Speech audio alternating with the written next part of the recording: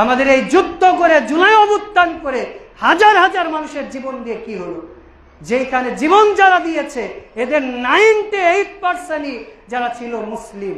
তো মুসলমানরাকে এই জন্য জীবন দিয়েছে যে সমকামিতাকে প্রমোট করবে, মুসলমানরাকে এই জন্য জীবন দিয়েছে ট্রান্সজেন্ডারকে প্রমোট করবে, মুসলমানরা এই জন্য জীবন দিয়েছিল যে আমরা মুসলিম, আমাদের ইসলামের আইন অনুযায়ী, মুসলমানদের আশা আকাঙ্ক্ষা অনুযায়ী, ইসলামের আইন অনুযায়ী ট্রান্সজেন্ডার মানে যারা বিশেষ করে ট্রান্সজেন্ডার এরা বলছে যে আমরা তৃতীয় লিঙ্গের লোক, মানে শাব্দিক মারপ্যাচের মাধ্যমে আমাদেরকে তারা এইগুলো গিলাতে চাচ্ছে। বিশেষ করে ট্রান্সজেন্ডার একটা কথা আর হিজরা এটা একটা কথা।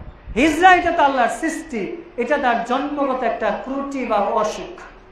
রাসূল ইসলাম বলছেন যে কোনো হিজরার মধ্যে যদি নারীর বৈশিষ্ট্য বেশি থাকে তাহলে সম্পদ বন্টনের ক্ষেত্রে মহিলা হিসাবে মিরাস হয়, আর যদি পুরুষের বৈশিষ্ট্য বেশি থাকে তাহলে পুরুষের বিধান অনুযায়ী মসজিদে আসবে, সালাত আদায় করবে।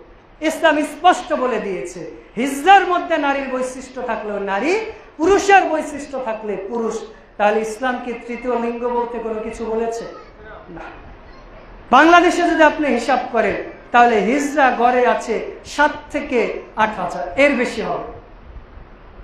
কিন্তু ট্রান্সজেন্ডার এরা বলছে যে হিজরা ট্রান্সজেন্ডার আমরা এক, কারণ তারা চাচ্ছে যে হিজরারা আমাদের পক্ষে আসুক। হিজরাদের প্রতি তো মানুষের একটা দুর্বলতা আছে, দুর্বলতা কাজ করে। কিন্তু ট্রান্সজেন্ডার এটা হচ্ছে নিজেদেরকেই পরিবর্তন করা। আজকে আমি পুরুষ, আল্লাহ না করুক, মেডিকেলে যে 30-35,000 40,000 খরচ করে আমি চেঞ্জ করে আসি।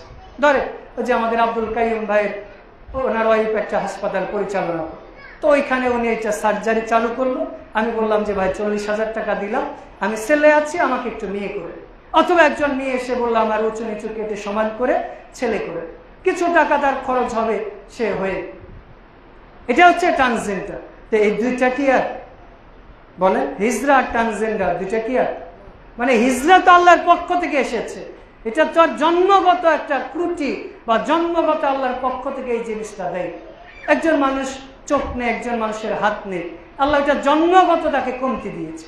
একজন হিজরা তাকে আল্লাহ রাব্বুল আলামিন ওই জিনিসটা দেয় নাই, মানে জন্মগত আল্লাহ তাকে অসুস্থই বল যে অসুস্থ করে তৈরি করেছে।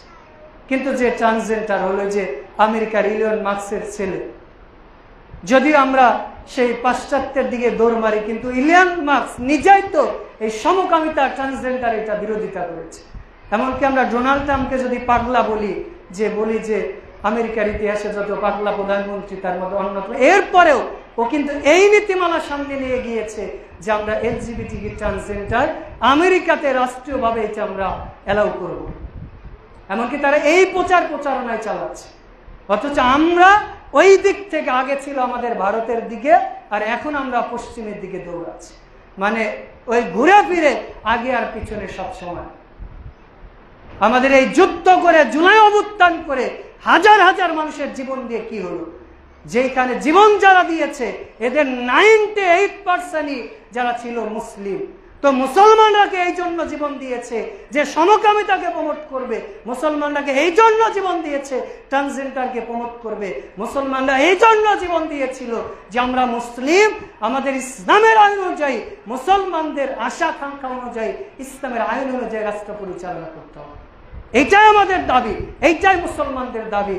অথচ মুসলমানদের মানুষের, জনগণের মনের ভাষা না বুঝে তারা গণতন্ত্রের বুলিয়া উড়িয়ে তারা পশ্চিমা বিশ্বাসকে সন্তুষ্ট করার জন্য বিভিন্নভাবে আমাদেরকে এই সমস্ত জিনিস চাপিয়ে দিচ্ছে। আল্লাহর কাছে দোয়া করছে আল্লাহ কুচক্রান্ত থেকে আমাদের হেফাজত করুন। আল্লাহুম্মা